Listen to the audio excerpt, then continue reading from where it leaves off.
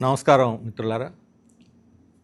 ఈరోజు రాష్ట్రంలో అత్యంత విలువైనటువంటి భూములు హారతి కర్పూరంలాగా పెద్ద పెద్ద గద్దలు, కార్పొరేట్ గద్దలు, పెత్తందారులు, అధికారంలో ఉన్నటువంటి వాళ్ళు, మంత్రులు, ఎమ్మెల్యేలు వాళ్ళందరి కన్నుపడి ఇష్టానుసారం ఎక్కడ ఏం దొరికితే అటన్నిటిని కూడా కాజేస్తూ ఉన్నారు.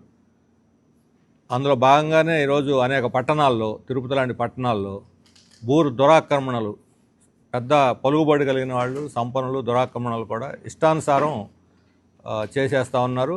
ప్రభుత్వం వాళ్ళకి అండగా ఉంటుంది, అధికారులు అండగా ఉంటున్నారు. చివరికి పేద ప్రజలకు అన్యాయం జరుగుతుంది. పేదవాళ్ళకి ఇళ్ళు ఇవ్వాలన్నా లేదా వాళ్ళ ఇళ్ల స్థలాలు పంపాలన్నా ఇంతవరకు ఎక్కడ అమలు కావట్లేదు. ప్రభుత్వం వచ్చి అధికారంలోకి 2 ఏళ్ళు అయింది. పట్టణాల్లో 2 సెంట్లు భూమి, 3 సెంట్లు గ్రామాల్లో ఇళ్ల స్థలాలకు ఇస్తామని చెప్పినా ఇంతవరకు అది అడ్రస్ లేదు. దాని అంతు పొంతు లేకుండా దాని గురించి మాట్లాడటం కూడా మాట్లాడదు. అసలు అటువంటి ఒక వాగ్దానం చేసామని కూడా పాలకులకు గుర్తులేదు.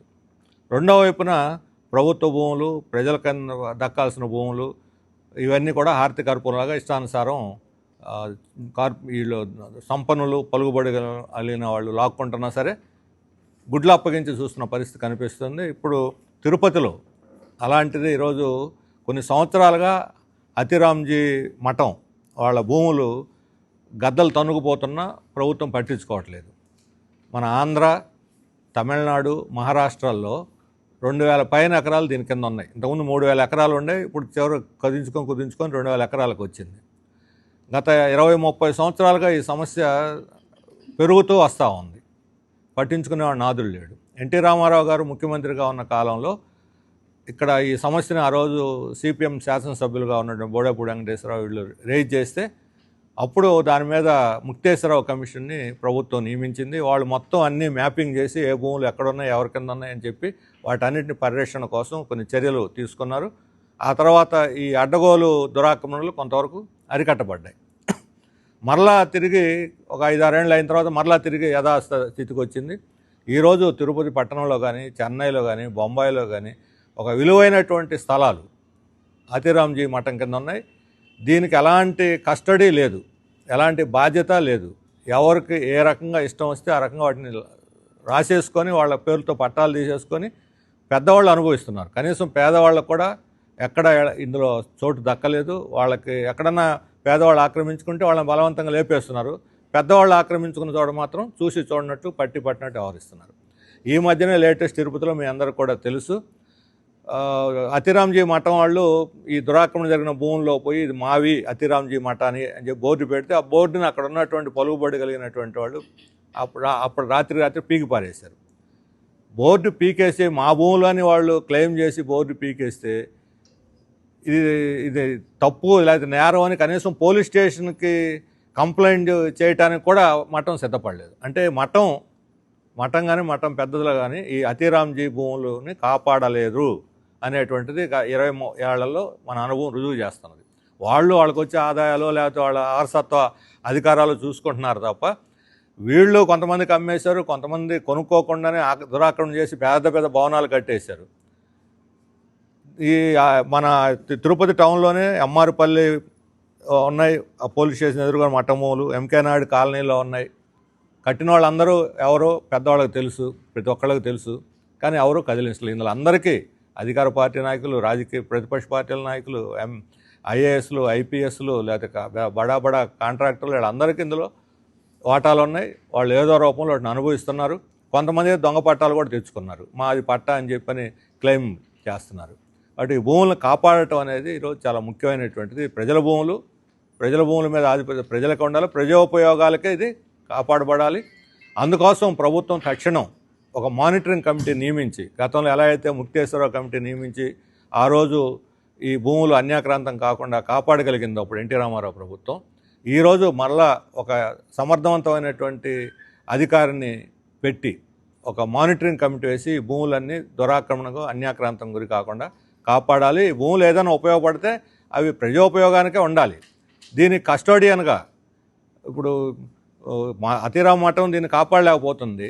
అందుకని టీటీడీ వాళ్ళు లేకపోతే రాష్ట్ర ప్రభుత్వం నేరుగా ఒక కమిటీని, ట్రస్ట్ని నియమించి కానీ దీన్ని కాపాడాలని చెప్పి భూములు కాపాడటమే కీలకమైనటువంటి అంశం మేము డిమాండ్ చేస్తున్నాం. అలాగే విశాఖపట్నంలో ఈ మధ్య మనందరూ తెలుసు, గూగుల్ పేరుతోటి డేటా సెంటర్ పెట్టడానికి ప్రభుత్వం సిద్ధపడుతున్నది. గూగుల్ డేటా సెంటర్ పెట్టడానికి మేము వ్యతిరేకించడం లేదు. దానివల్ల వచ్చే కొన్ని రిపర్కషన్స్ ఉన్నాయి, వాటికి సమాధానాలు చెప్పాలి ప్రభుత్వం.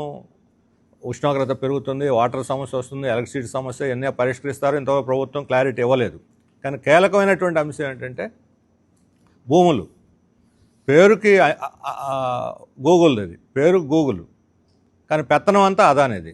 ప్రభుత్వం స్పష్టంగా గూగుల్కి భూములు కేటాయిస్తున్నాం డేటా సెంటర్ కోసం అని చెప్పి కేబినెట్ నిర్ణయం చేసి, ఆ తర్వాత 3 నెలలకి గుట్టు చప్పుడు కాకుండా దీని నిర్వహణ బాధ్యత అంతా అదానిదే అని చెప్పని భూములు, నీళ్లు, కరెంటు, ట్యాక్స్ మినహాయింపులు ఇవన్నీ కూడా అన్ని రకాల రాయితీలు 22,000 కోట్ల రూపాయల విలువ కలిగిన రాయితీలన్నీ ఈరోజు అదానీ కంపెనీకి బదలాయించడానికి రాష్ట్ర ప్రభుత్వం సిద్ధమైంది. ఇంతకన్నా దారుణమైంది ఏంటంటే గత ప్రభుత్వం 3 సంవత్సరాల క్రితం అదే అదానీకి 300 ఎకరాలు విశాఖపట్నంలో కేటాయించారు. వాళ్ళు దాన్ని ఆక్రమించుకొని ఉన్నారు, బోర్డు పెట్టుకొని ఉన్నారు. అక్కడ మాత్రం డేటా సెంటర్ పెట్టలేదు. ఇప్పుడు మళ్ళీ అదే డేటా సెంటర్ పేరుతో గూగుల్ని జాయింట్ చేసి 600 ఎకరాలు ఇచ్చింది. ఇందులో తర్లువాడ అనే గ్రామంలో 120 ఎకరాలు దళితులు, పేద రైతులు, వాళ్ళకి ఎలాంటి పరిహారం ఇవ్వకుండా 520 కుటుంబాలు పరిహారం R&R ప్యాకేజ్ ఇవ్వకుండా వాళ్ళని వీధులు పాలు చేసి ఈరోజు భూములు చదువును చేసి అక్కడే శంకుస్థాపన, రేపు 28వ తేదీ అక్కడ శంకుస్థాపన కార్యక్రమానికి సన్నద్ధం చేస్తుంది ప్రభుత్వం. ఇది చాలా దారుణం. వెంటనే వాళ్ళ భూములకు పూర్తి స్థాయి పరిహారం, R&R ప్యాకేజీ ఇవ్వాలి, ఈ శంకుస్థాపన లోపల ఇవ్వాలని గతంలో మేము ప్రభుత్వానికి ఉత్తరం రాసాం, సమాధానం లేదు. ఇప్పుడు ఏమైందంటే ఆ గ్రామాన్ని మొత్తాన్ని పోలీసులతో నిర్బంధించారు. ఊళ్ళో వాళ్ళని బయటకు పోనీయటం లేదు, బయట వాళ్ళని ఊళ్ళోకి పోనీయటం లేదు. వాళ్ళకి పరిహారం ఎవరు, న్యాయం అనేటువంటి R&R ప్యాకేజ్ ఎవరు, నోరెత్తితే కేసులు పెడతామంటున్నారు. వాళ్ళలో దళితులు ఉన్నారు, బలహీన వర్గాలు ఉన్నారు, పేద రైతులు, అందరూ అత్యధిక భాగం. నిన్న CPM కార్యకర్తలు పరిస్థితి ఏమిటో తెలుసుకుందామని పోతే నాయకులు గంగారావు, ఇతర అక్కడ లోకల్ లీడర్స్ వాళ్ళు అందరూ కూడా వెళితే వాళ్ళని అరెస్ట్ చేసి పోలీస్ స్టేషన్ తీసుకుపోయారు. ఏ చట్టం ప్రకారం ప్రజలను కలుసుకోకుండా ఒక పార్టీని నిరోధిస్తారు వాళ్ళు? ప్రజల వాయిస్ వినటానికి వాళ్ళు సిద్ధంగా లేరు, తెలుసుకోవడానికి పోయేవాళ్ళని అనుమతించలేదు. అంటే నిర్బంధించి జైలు కింద మార్చి గ్రామాలని ఈ రకంగా బలవంతంగా మీరు అదానికి భూములు కట్టబెట్టి రాష్ట్రాన్ని అభివృద్ధి చేస్తారని మేము అడుగుతున్నాం. అలాగే అదే విశాఖపట్నంలో సింహాచలం భూములు, ఇప్పుడు ఏడైతే మా అతిరాంపట్నం భూములు ఉన్న సింహాచలం భూములు, అక్కడ 30-40 ఏళ్ల నుంచి 5 గ్రామాల ప్రజలు, పంచగ్రామాలు అంటారు, ఇళ్ళు కట్టుకొని నివాసాలు ఉంటున్నారు. వాళ్ళు మాకు ఇక్కడ రెగ్యులరైజ్ చేయండి, మా ఇళ్ళు పట్టాలు ఇవ్వండి అని చెప్పి అంటుంటే వాళ్ళకేం ఇవ్వటం లేదు. అవే భూములు, అదే సింహాచలం సంబంధించిన 160 ఎకరాలు ఇప్పుడు అదానీ డేటా సెంటర్కి, గూగుల్ డేటా సెంటర్కి కేటాయిస్తున్నారు. అంటే 5 గ్రామాల్లో సామాన్య ప్రజలకి, పేద మధ్యతరగతి వాళ్ళకి పట్టాలు ఇవ్వటానికి ఏమో ప్రభుత్వానికి విధానం అడ్డం వచ్చింది, ఈ దేవస్థానం భూములు అనే విధానం. గూగుల్ అదానీ కంపెనీకి 160 ఎకరాలు ఏకంగా రాత్రి ఆర్డర్ జారీ పాస్ చేయడానికి మాత్రం ఏ నిబంధన అడ్డం రాదా? వీళ్ళ కొట్టి కనీసం గూగుల్కి ఇచ్చినట్టే వాళ్ళకు కూడా పట్టాలు ఇవ్వచ్చు కదా సింహాచలం భూములు అన్నప్పుడు. అక్కడేమో దేవుడు భూములు కూడా, బీజేపీ వాళ్ళు అయితే దేవుడు భూములు ఎవరికి ఇవ్వటానికి లేదన్నారు, గోల్ చేశారు. ప్రజలకు పట్టాలు ఇవ్వటానికి గోల్ చేశారు. ఇప్పుడు గూగుల్కి అదానీకి 160 ఎకరాలు ఇస్తే నోరెత్తి మాట్లాడరు. అంటే అవైనా సింహాచలం భూములు, ఇవైనా సింహాచలం భూములే. అంటే కార్పొరేట్ కంపెనీలకు ఒక న్యాయం, అదానీ అంటే వణుకేళ్ళకి, మోడీ ఆత్మ, కాదంటే అధికారం పోద్దేళ్ళది. అందుకని అదానీ ఎక్కడ అడిగితే అక్కడ దానం చేసేస్తున్నారు, ఎన్ని భూములు కావాలంటే అన్ని భూముల్ని. మామూలు ప్రజలకు మాత్రం చిన్న ఎంప్లాయీస్, కూలీ నాలి చేసుకునే వాళ్ళు ఇళ్ళు వేసుకుంటే మాత్రం వాళ్ళకి దిక్కుమొక్కు లేదు. కాబట్టి తక్షణం 28వ తేదీలోగానే ఈ R&R ప్యాకేజీ పరిహారం సెటిల్ చేయాలి వాళ్ళకి, లేకపోతే ప్రజల నుంచి వీళ్ళు ప్రతిఘటన ఎదుర్కొంటారు. ఎమ్మెల్యే వచ్చి, ఆ ప్రాంత ఎమ్మెల్యే ఆయన మన మాజీ మంత్రి కూడా ఉన్నాడు శ్రీనివాసరావు, ఆయన పోయి వాళ్ళకి వాగ్దానం చేశాడు 24 గంటల్లో మీ సమస్య పరిష్కరిస్తానని. 10 రోజులైంది. 24 గంటల్లో పరిష్కరిస్తానని వాగ్దానం చేసి ఆయన 10 రోజులైతే ఇంతవరకు ఆ సమస్య అలాగే అపరిష్కృతంగా ఉన్నది, మాట్లాడరు. ఇదేనా రాష్ట్రాన్ని అభివృద్ధి చేసే తీరు? రాష్ట్ర ప్రజలను వీధులు పాలు చేసి వాళ్ళకి నిలవ నీడ లేకుండా చేసి వాళ్ళ పొలాలు లాక్కొని మీరు ఎవరు అభివృద్ధి మీరు చేసేది అని చెప్పి నేను అడుగుతున్నాను. అందుకని ఇటువంటి అక్రమ పద్ధతిలో భూములు ఒకవైపు లాగేసుకోవడం, ప్రభుత్వమే అక్రమంగా లాగేసుకుంటే పెద్దవాళ్ళది ఏముంది, వాళ్ళు ఇష్టం వచ్చిన లాగేసుకుంటున్నారు. ఈ అతారాంజీ భూములు ఇక్కడేమో గద్దల పాలవుతున్నాయి, అక్కడేమో కార్పొరేట్లు పాలవుతున్నాయి. ఈ రకంగా ఇష్టానుసారం ప్రజల భూముల్ని, ప్రజల ఆస్తుల్ని కొల్లగొట్టే వాళ్ళని ప్రభుత్వం వెనకేసుకురావటం అనేది మేము తీవ్రంగా ఖండిస్తున్నాం. ఈ రైతులకు కానీ ఇక్కడ ప్రజలకి, తిరుపతి ప్రజలకి న్యాయం చేయాలి, ఈ భూములు కాపాడాలని చెప్పి మేము కోరుతున్నాం. నాగరాజు, ఆ దేవాలయం కిందే ఉంటున్నాయి, దానికి ఎవరు పరిరక్షకులు లేరు. ఎవరైతే సాంప్రదాయంగా అక్కడ పూజలు పురస్కారాలు చేసినా వాళ్ళే ఆ భూములు కౌలుకి ఇచ్చుకొని వాళ్ళు ఆదాయంతో బతుకుతున్నారు. అత్యధిక పెద్ద దేవాలయాలన్నిటికి కూడా ఎండోమెంట్ ట్రస్టులు ఉన్నాయి. అక్కడ దానికి కూడా దేవాలయ ట్రస్టులు ఉన్నాయి, ప్రతి దేవాలయానికి ట్రస్టులు ఉన్నాయి. ఇప్పుడు టీటీడీ ట్రస్ట్ లాగానే సింహాచలం ట్రస్టు, కనకదుర్గం ట్రస్టు, ప్రతి దానికి ట్రస్టులు ఉన్నాయి. ఆ ట్రస్టులు ఇట్లా కాపాడాలి. అందువల్ల ట్రస్టులు ఉన్నాయి. అవేంటి మన వక్ఫ్ భూములు అన్యాక్రాంతం అవుతున్నాయి, దేవాలయ భూములు అన్యాక్రాంతం అవుతున్నాయి. ఇది ఇక్కడేమి దేవుడు భక్తి ఏమి అడ్డం రావు. భూములు అన్యాక్రాంతం చేయడానికి వీటికి పాప భీతి కూడా అడ్డం రాదు. ఎవరికి ఇష్టం వచ్చిన వాళ్ళు లాగేసుకుంటున్నారు. అందుకని అవి వక్ఫ్ భూములైనా సరే, ఈ టెంపుల్ ల్యాండ్స్ అయినా సరే వాటిని రక్షణ కావాలి. మా పాయింట్ ఏంటంటే టెంపుల్ ల్యాండ్స్ని పెద్ద వాళ్ళకి 5 రూపాయలకి 10 రూపాయలకి ఇచ్చి కౌలుకి ఇస్తే వాళ్ళు చేసుకోకుండా చిన్నవాళ్ళకి మళ్ళీ సబ్లీజ్కి ఇచ్చి 100,000 రూపాయలు వసూలు చేస్తున్నారు వాళ్ళ దగ్గర.